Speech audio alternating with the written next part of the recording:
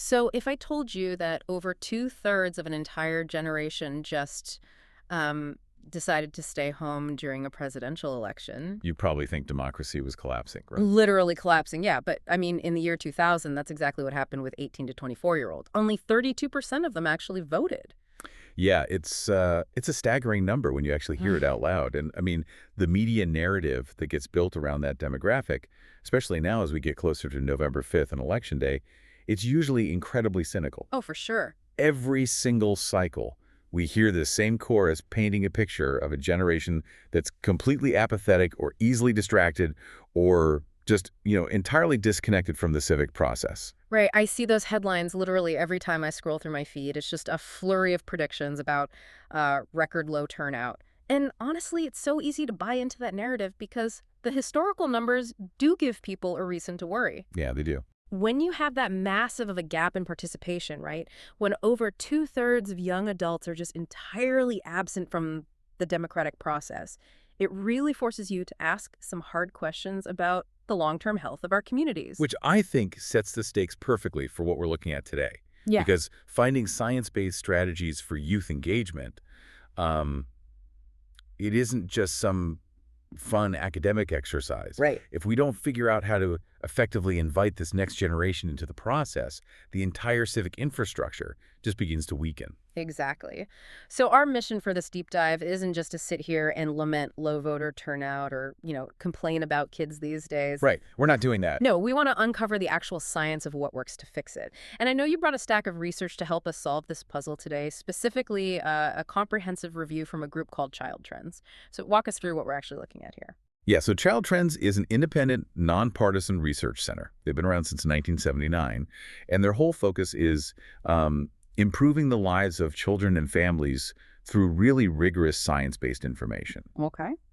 And for this specific project, they partnered with the John S. and James L. Knight Foundation to really dig into the mechanics of youth civic engagement.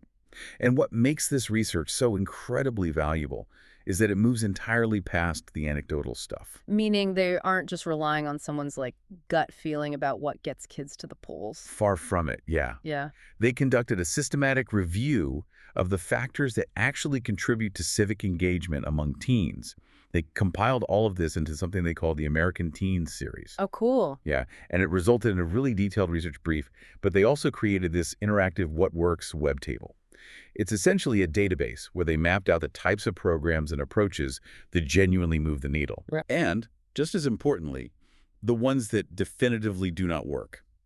You can look at short summaries or you can dive deep into the methodology of the individual studies they reviewed. Wow. It sounds like a literal cheat sheet for building better citizens. It really is. So before we even touch on political campaigns or, community outreach or what happens in a high school civics class, I want to start at the absolute baseline. Okay, let's do it. We have to examine the environment where young people first learn about the world and how they fit into it, which is obviously their home. Right, and the research points to a very clear foundational mechanism here.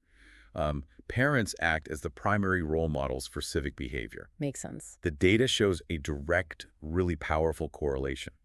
Children of parents who actively vote and volunteer are significantly more likely to be involved in civic life themselves. Okay, let's unpack this because it makes so much intuitive sense when you compare it to, passing down a family tradition. Yeah, exactly. Say your family has a specific secret recipe that's been handed down for generations, or maybe there's a specific sports team that everyone in the house gathers to watch every Sunday. Right, yeah. You don't sit a child down in a sterile room and hand them a textbook explaining why they are legally obligated to root for that sports team. Oh, you lose their attention in 5 seconds. Exactly. Yeah. You model the behavior, you wear the jersey, you cheer at the television, you groan when they lose, You make it part of the natural rhythm of the household. Yeah. And civic engagement seems to function the exact same way. It's not some abstract philosophical duty taught in a vacuum.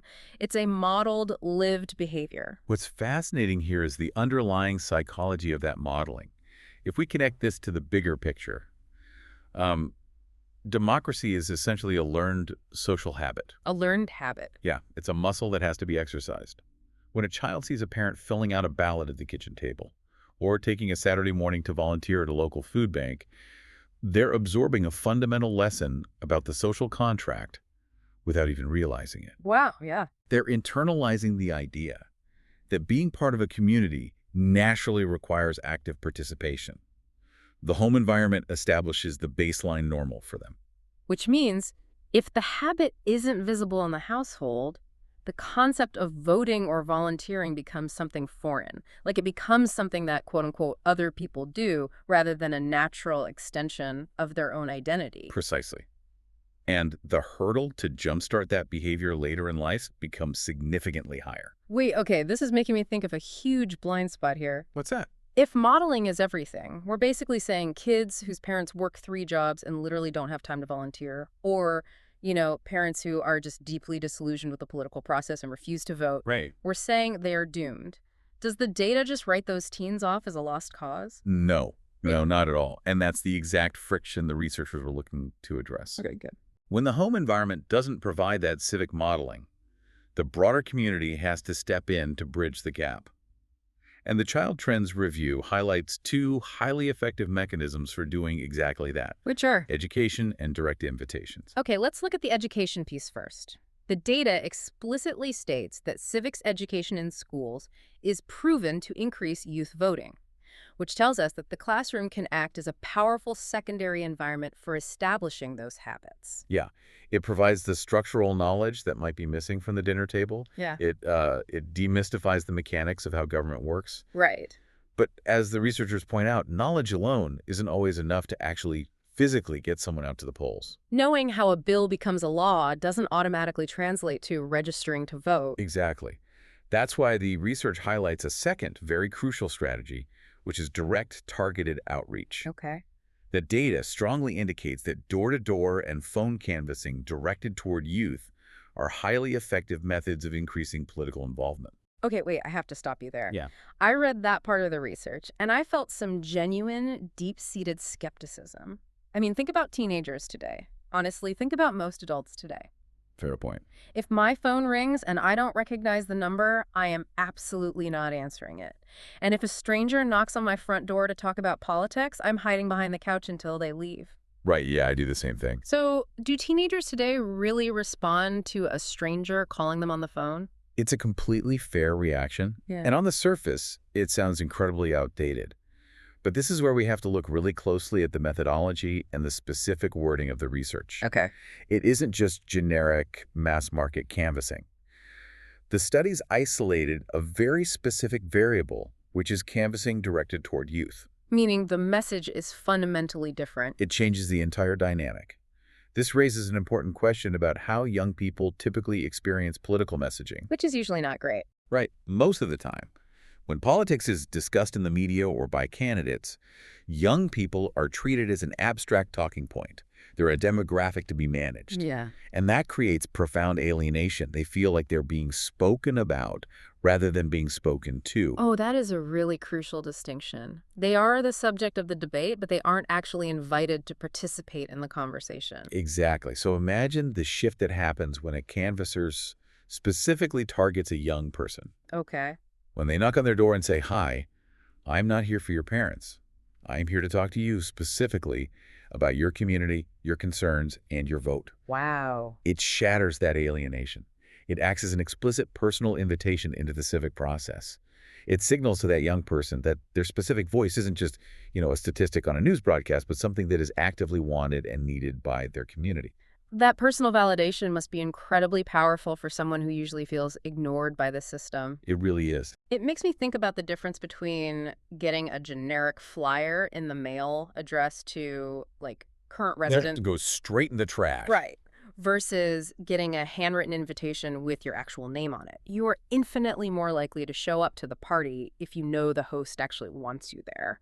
Yeah, direct canvassing works because it provides the explicit invitation that they simply aren't getting from the broader political discourse. Yeah. It bridges the gap between knowing how the system works and feeling like they have permission to participate in it. Okay, so we know that parents modeling the behavior sets the foundation. We know that civics education builds the structural knowledge. And we know that direct personalized outreach provides the invitation. Right. But this is where the research gets into a major design flaw. in how we usually try to solve this problem as a society. Because if we know these things work, why do so many community efforts fail to create a lasting culture of youth voting? The short answer is that we treat civic engagement like a short-term marketing campaign rather than a long-term investment. Wow. The Child Trends research makes a very definitive statement on this. Promoting civic engagement is not a one-shot event. Here's where it gets really interesting, because the data proves that these one-shot programs, like a massive single-day voter registration drive at a high school assembly, can actually be quite effective at creating a temporary spike, right? Right, yeah. Suddenly, participation in voting and volunteering jumps up. But the researchers tracked this over time, and they found those impacts often fade incredibly quickly after the program ends. It's essentially a temporary sugar rush of civic participation. Exactly, a sugar rush. Yeah. The infrastructure just isn't there to sustain the momentum. The adults come in, they run the event, and then they leave. It's like buying a teenager a gym membership that they never actually asked for. Oh, perfect analogy. Pay for the year, you hand them the little key tag, and they might go once or twice because it's a novelty and, you push them to do it. Right. But because they had absolutely no say in the matter, no ownership over the process, they abandoned the whole thing by February. The flawed one-shot approach is the unwanted gym membership. To take that analogy even further, the one-shot voter drive is like bringing in a high-energy celebrity trainer for one single afternoon. Oh, yeah. Everyone gets hyped up, they do a great workout, but when the trainer leaves, nobody actually knows how to use the equipment by themselves. You provided access, but you didn't cultivate any actual agency. Right. So how does the research suggest we fix that? The solution proposed by the data directly addresses this lack of agency. To create lasting impact, the research says we must involve teens in how the programs are actually run. Involve them. Okay. Yeah, we have to let them decide what types of activities are needed in their specific communities. And crucially, we have to let them evaluate the program's success. Which means adults have to give up control. Yep, that's the hard part. Yeah. Instead of giving them the unwanted gym membership and telling them to work out, you have to let them design their own sports league. You have to let them pick the sport, write the rules, manage the schedule, and decide what a winning season actually looks like for them. Exactly. And if we connect this back to the Knight Foundation, this is exactly why their involvement in this research is so significant. How so? Well, the Knight Foundation's Community Partners Program works in 26 different U.S. communities. And their whole ethos is identifying promising approaches based on locally identified needs. Okay. They aren't sitting in a boardroom in one city, looking at a spreadsheet and dictating what a community 3 states away needs to do to engage their youth. They are relying on local intelligence. I mean, they know the teens in a rural town might need a completely different civic engagement model than teens in a major metropolitan area. Right. And the Child Trends American Teens research helps these 26 communities figure out which strategies actually align with those local needs. That makes a lot of sense. What this research ultimately shows is that top-down paternalistic programs almost always fail in the long run. If a group of well-meaning adults designs a program for teens without any structural input from teens, the engagement will eventually flatline. It has to. Sustained involvement requires giving young people genuine agency. You have to trust them to look at their own backyards, identify the problems that matter to them, design the interventions, and then evaluate the results. It shifts them from being passive consumers of a community program to being the active architects of it. I mean, if they build the infrastructure themselves, they're going to maintain it.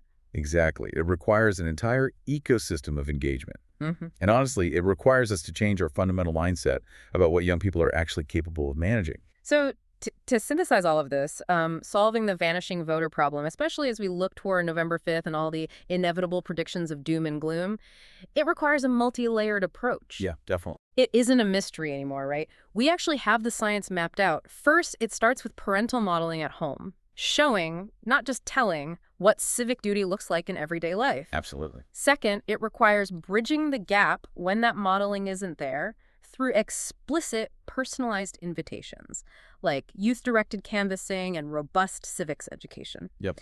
And third, and perhaps most importantly, it requires granting teens actual operational control over the community programs designed to engage them, moving beyond the one-shot sugar rush. There's a really powerful quote in the material from Kristen A. Moore, Ph.D. Oh, let's hear it. She's the president and senior scholar at Child Trends, and I think her words perfectly capture the ethos of this entire research review. Okay. She says, "Our nation and our communities rely on citizens who vote, volunteer, and are active in civic life.